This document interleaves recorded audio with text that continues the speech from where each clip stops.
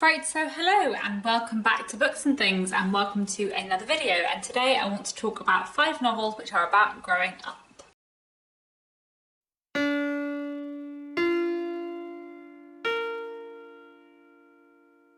So I feel like I haven't done one of these videos for a while.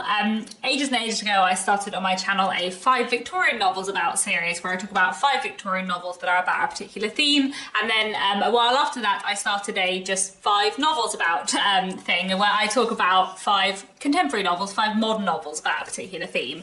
And I've done a few before, but I feel like I haven't done one for a while. But I did want to talk today about 5 novels that are about growing up and that are coming of age stories, because I really do enjoy a coming of age story. Obviously there are a lot of coming age stories out there, and these are just a few that I happen to like, but I thought I would mention them today. So the first book I want to talk about is Take Nothing With You by Patrick Gale. In the beginning of the book we're following a man called Eustace who's going into hospital for a 24-hour treatment, and while he is there in hospital he thinks back on his childhood and his youth, and we go back and follow him at that time, looking at Eustace as the boy he was, playing the cello, living in a small seaside town, his relationship with his parents and his kind of slowly coming to understand his own sexuality. And it's basically a coming of age story about Eustace and his childhood and his family and the people around him, and it's just fantastically done. I love it very, very much. Patrick Gale just writes with such insight, and I feel like his characterization is so well done, and his exploration of Eustace, his childhood and kind of coming of age story is just fantastically done. So I would highly recommend Take Nothing With You.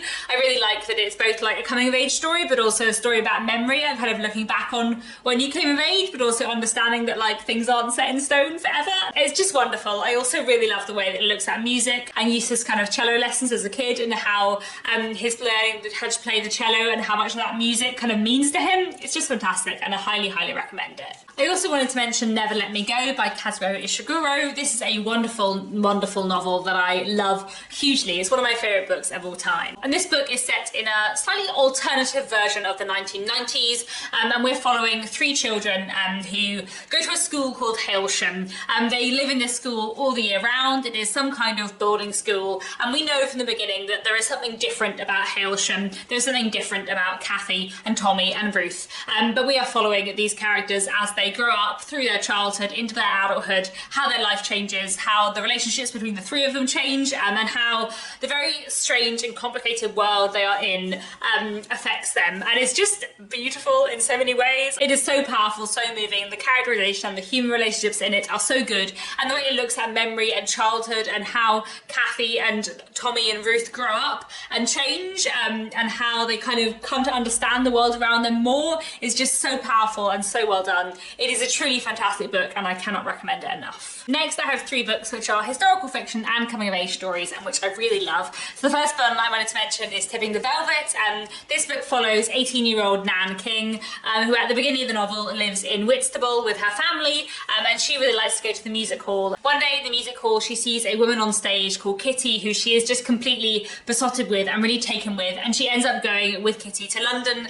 and then kind of beginning a career of her own there. And basically this novel is Nan's coming of age story in a way that I just hugely love. Sarah Waters in general feels quite Dickensian to me, and Tipping the Velvet I feel like really reminds me of David Copperfield in the way that it is that kind of grand coming of age story with a lot of characters, and we kind of move through different stages in Nan's life and she meets lots of different people along the way, and it's just a wonderful like fun adventure, as well as being filled with more serious themes and more complicated issues. We follow Nan as she comes to understand so much more about herself, about her sexuality, her gender, about the world around her, about how she relates to other people. It's just a really fantastic read, and I cannot recommend it enough. Can't remember if I said that this is set in the Victorian period, but you know, that's one of the things I love about it too. The next book I wanted to mention is A Girl with a Pearl Earring by Tracy Chevalier. This is a work of historical fiction set in the Netherlands in the 17th century, and we're following 16-year-old Greet when she is sent from her family home to go and work in the house of a very famous artist, a very famous painter. She's there as a servant, but they end up having some kind of friendship, and she ends up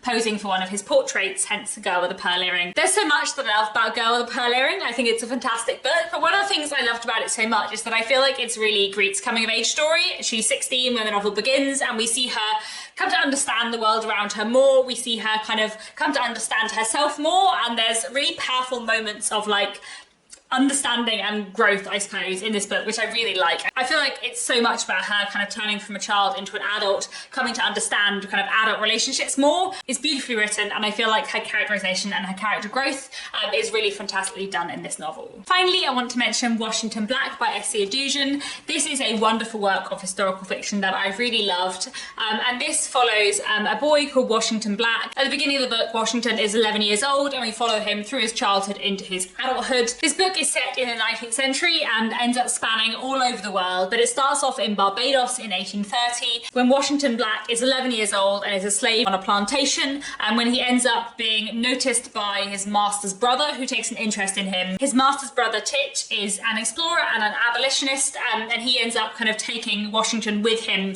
around the world, and things kind of go on from there.